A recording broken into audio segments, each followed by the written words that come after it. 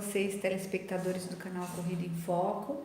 Hoje eu venho falar sobre um assunto muito interessante, muito comum e muitas vezes passa desapercebido entre nós, no nosso meio, tanto da academia quanto dos grupos de corrida do modo geral, que é a síndrome do supertreinamento, a síndrome do overtraining, tem várias nomenclaturas, a síndrome do excesso de treino. Então, nós teríamos um desequilíbrio entre a carga de treinamento e a recuperação, levando à redução do desempenho esportivo. E quando nós buscamos uma prática esportiva, seja competitiva ou recreacional, nós queremos sempre melhorar. E nessa busca incessante por uma melhora, muitas vezes nós ultrapassamos, nós passamos do ponto do treinamento. E quando isso ocorre, do ponto para mais, leva a efeitos deletérios que muitas vezes podem ser catastróficos. Então, quando nós temos uma extensão anormal desse processo de treinamento, vai culminar numa estafa, que é o resultado da síndrome do overtraining. Então, eu posso considerar as causas da síndrome do supertreinamento de causas multifatoriais, decorrentes do próprio treinamento, ou seja, dada a frequência, a carga, o tipo de técnica empregada, a frequência com que está tendo essas competições, muitas vezes não dando tempo desse atleta se recuperar.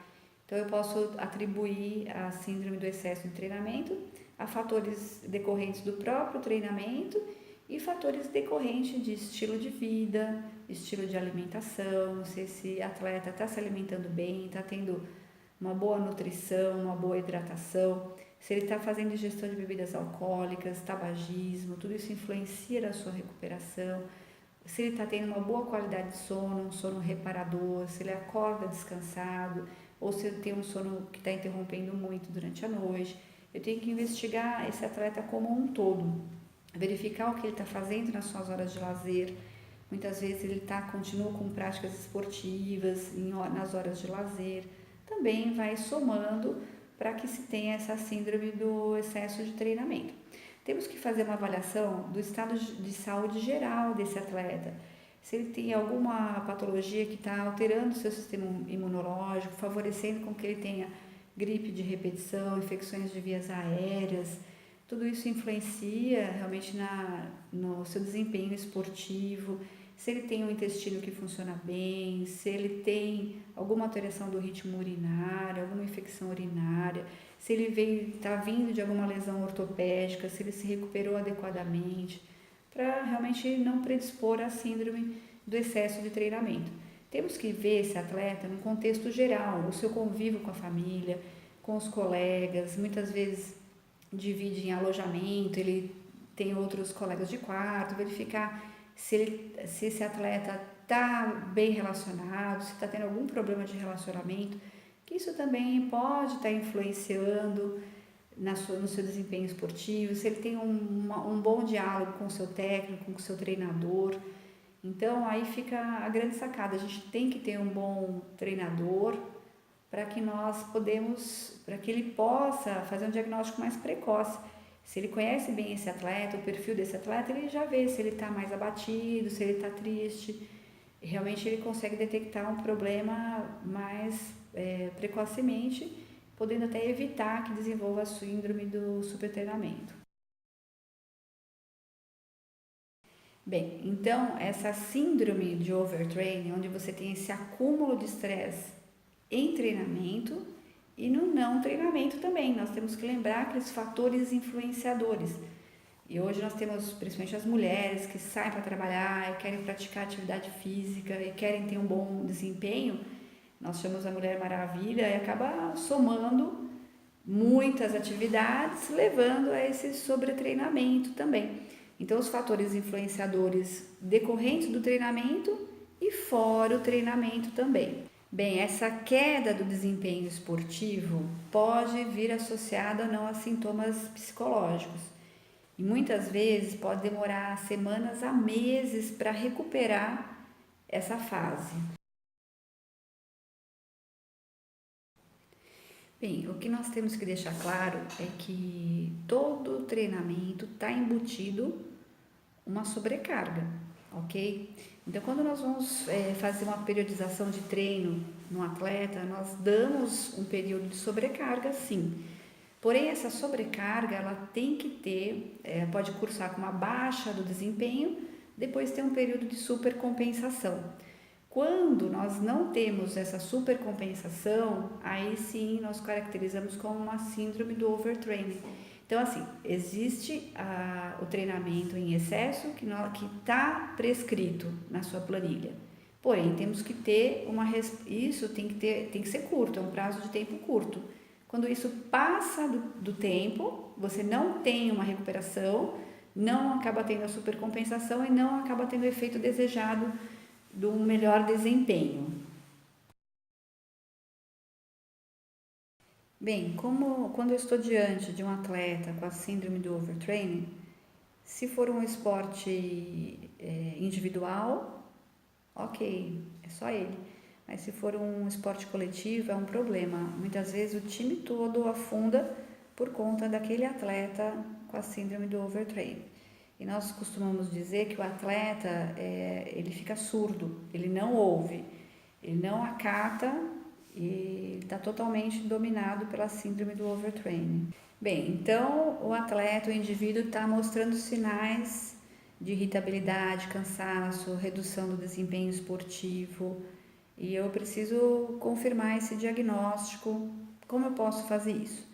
Então, tem os indicadores fisiológicos, que é a parte clínica, que eu já comentei, diminuição da performance, da força, diminui o desempenho esportivo. Muitas vezes ele pode ter um catabolismo, levando à redução da massa muscular, ele refere uma fadiga crônica. Então, eu tenho esses sinais clínicos sugestivos da síndrome do overtraining.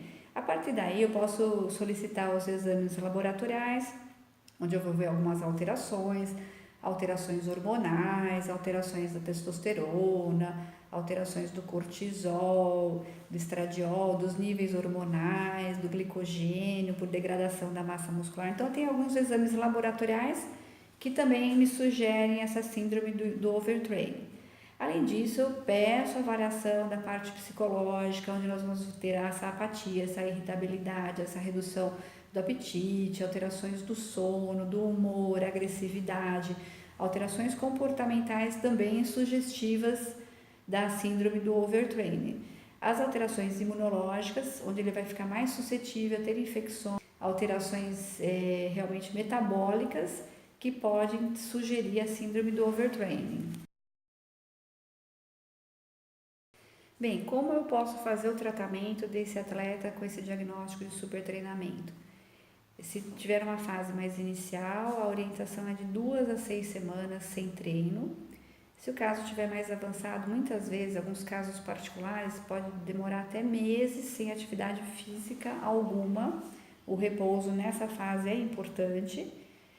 Quando não está numa fase tão avançada, podemos partir para outras atividades mais recreacionais, ginástica, natação, pequenas competições, mais para um equilíbrio motor mesmo, partir para práticas como yoga, alongamento, fazer umas atividades mais leves. Devemos encaminhar para nutricionista, o que ele já deveria estar fazendo, para ter um bom equilíbrio dietético, é muito importante por causa da fase catabólica que provavelmente ele deve estar passando. Encaminhar para o psicólogo para ver essa parte psicoafetiva, porque muitas vezes o atleta vai para o fundo do poço e a gente precisa resgatar. O ideal é não deixar chegar, é prevenir mesmo. Mas uma vez feito o diagnóstico, precisamos lançar a mão dessa equipe multidisciplinar visando a melhora desse atleta. Bem, o ideal realmente é fazermos uma prevenção para que isso não ocorra. O atleta geralmente ele está com uma equipe multidisciplinar, tem que ter um bom treinador para ter essa visão, para prescrever adequadamente, ficar de olho nesse atleta, realmente para prevenir, porque pode ser um problema bem sério essa síndrome do overtraining. Temos que ter em mente que muitas vezes menos é melhor, ok? E temos que ter um foco na qualidade. A qualidade é melhor que a quantidade. Muitas vezes o atleta atinge um platô de desempenho e por conta de ter atingido esse platô, ele começa a aumentar a sua carga para tentar ter uma melhora no desempenho, é onde acaba entrando na síndrome do overtraining. Então, muitas vezes a gente chegou no limite, temos que aceitar esse limite, porque senão esse aumento dessa carga de treino vai levar a um ciclo vicioso, levando à síndrome do supertreinamento. Então, temos que ter um bom treinador, técnicos, preparadores, que dê atenção para esse atleta, observar esse estresse negativo. Quando tiver com esse estresse negativo, reduzir o treinamento, aumentar o período de recuperação. Temos que ter esse tato para realmente prevenir a síndrome do supertreinamento. Algumas vezes, os atletas não têm uma assistência adequada, um treinador, um técnico que não tem esse feeling realmente para perceber que esse atleta está desenvolvendo uma síndrome do supertreinamento. E com isso, muitas vezes ele fica mais suscetível a ter lesões, ou uma fratura de estresse, ou algum tipo de tendinite, uma canelite.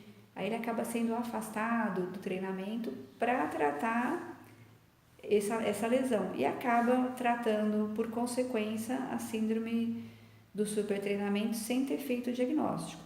Por isso a importância de um bom técnico, um bom treinador, para perceber o que esse atleta pode estar desenvolvendo. Porque o atleta, ele acha que ele tem que estar sempre com aquele vigor, sempre pronto para competir, que ele está sempre...